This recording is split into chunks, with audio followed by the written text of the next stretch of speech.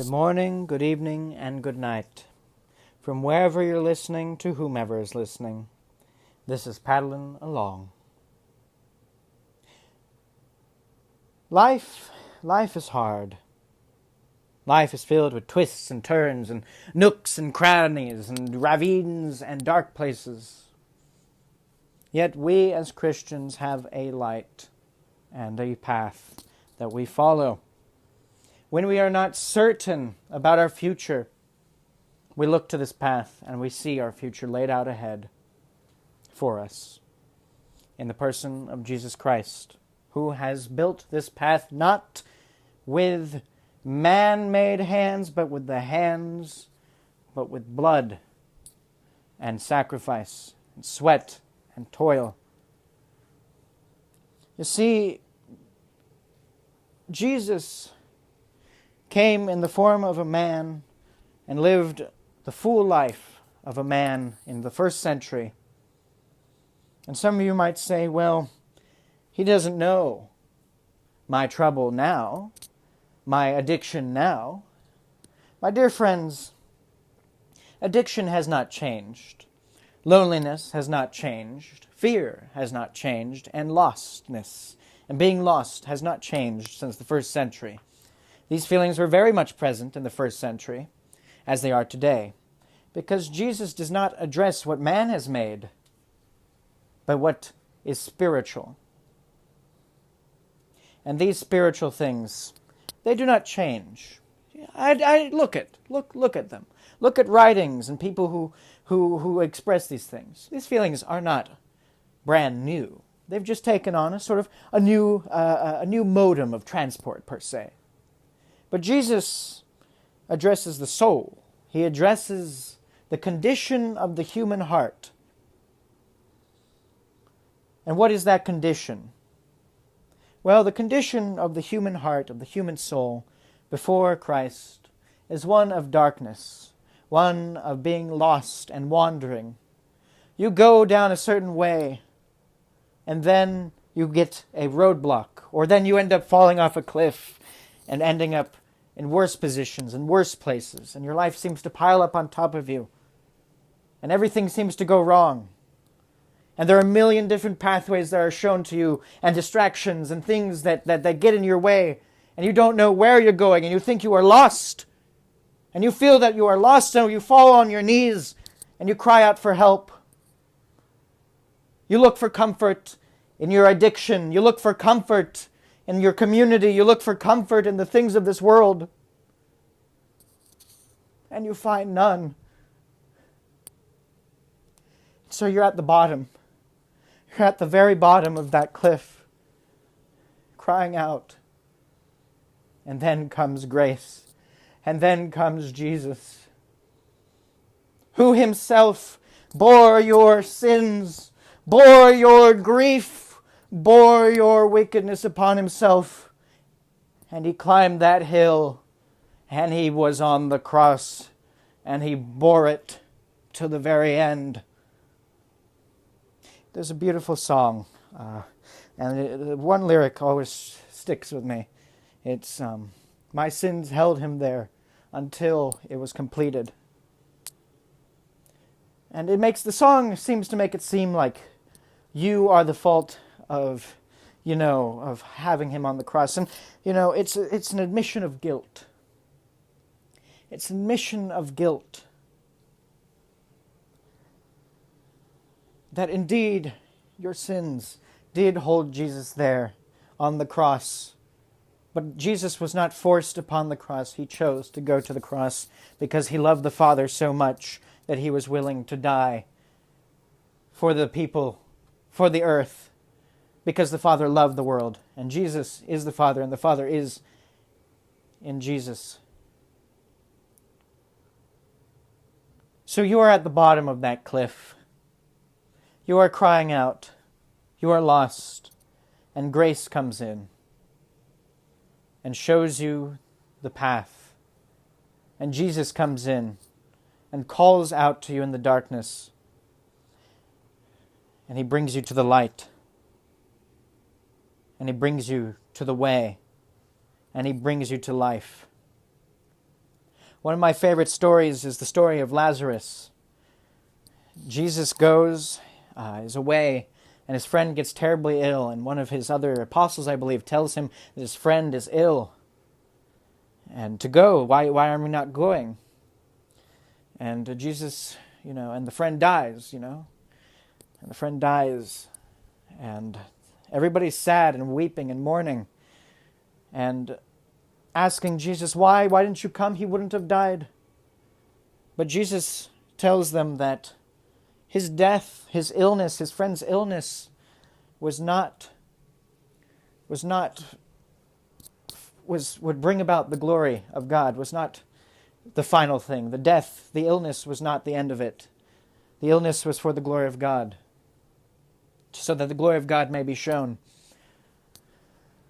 And so Jesus gets to this place, death. He confronts death. He sees this mourning, he sees this weeping. And it's a very poignant moment in the Bible. It's this just this sort of point where it's like, it's one of the shortest sentences in the Bible. Jesus weeps. And you're like, or it says Jesus wept. Jesus wept. You got to think about that. It's like, Jesus was God. Or Jesus is God, sorry. Jesus is God. And here he is, looking at all this grief, and he weeps. Indeed, this goes just to show the heart of Jesus and how much he understood us. He understood us so much that when his best friend died, he still wept. But then he does something wonderful. He stands up, tells them to move the stone away, and they're all doubting. They're all very like, what? He's been dead for 4 days now. He's going to stink. But Jesus tells them and reminds them once more that if they believe in him, they will see. They will see the glory of God. And so they move the stone away. And Jesus calls out, Lazarus, come out. And Lazarus, who's been wrapped and bound in just all these like cloths and wraps, comes out walking.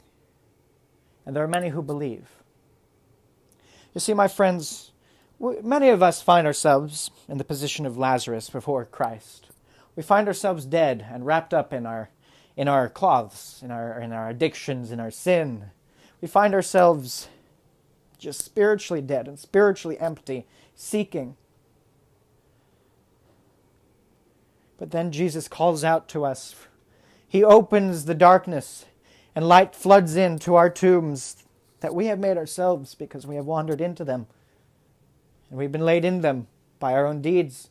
He walks in, and because death has no power over him, he calls out to us, and he removes from us those wrappings.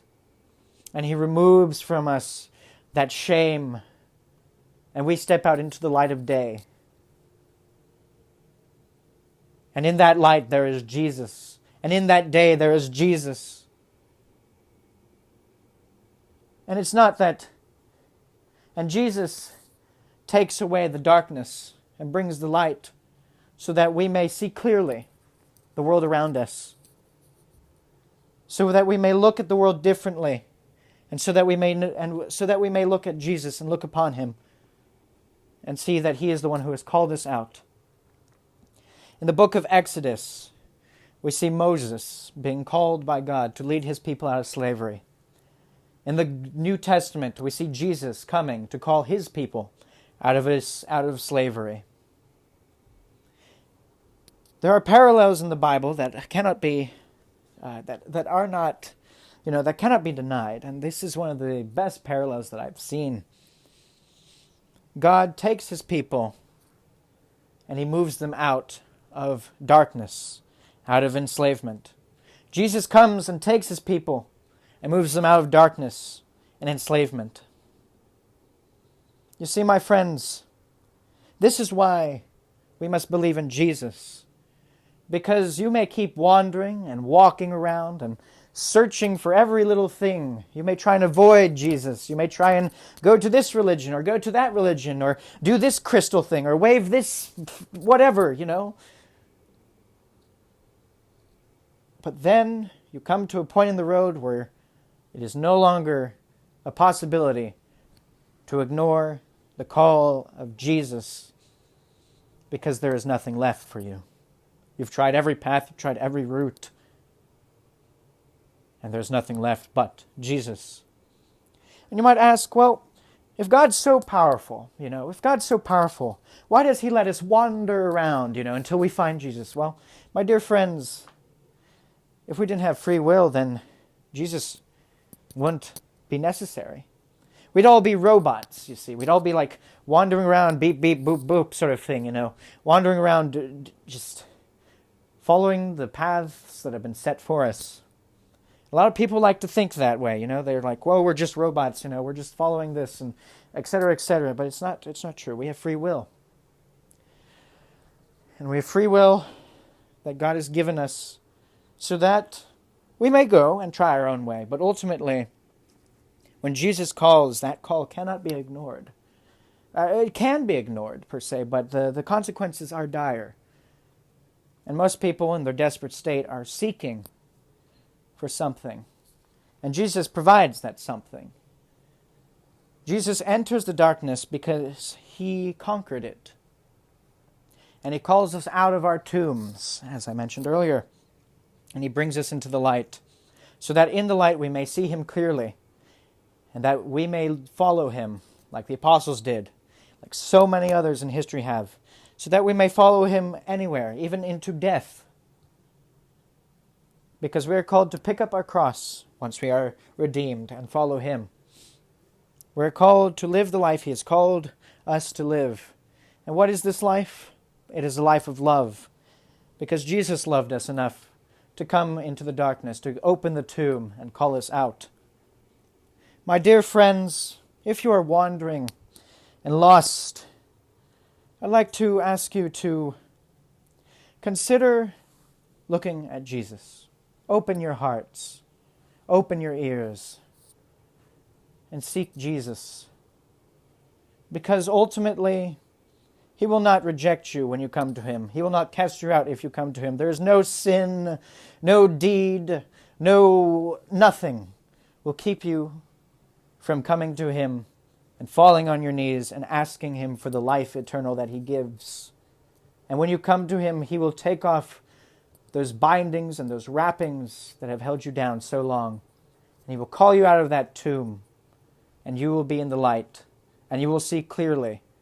Your blindness will be gone, and your love for the things that you once loved, that you once tried to replace Jesus with, that you once tried to replace put in the place of Jesus, will disappear.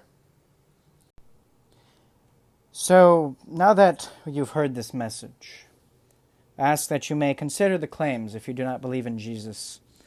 Consider the claims that Jesus makes. Consider the freedom. Look around you and hear the voice of Jesus. Be free, my friends, for Jesus paid the ultimate price for you. Be free and walk in the light, no longer stuck in the darkness. And if you do believe in Jesus, I hope that this message may be a point and a reminder of hope, that Jesus called you out of darkness. So now, go and spread the message that Jesus has called you out of the darkness, so that those in darkness may hear and hopefully turn and be redeemed and brought out of their own tombs. My dear friends, this is Paddling Along. Have a wonderful, wonderful day, or night, or wherever and whenever you are. Thank you.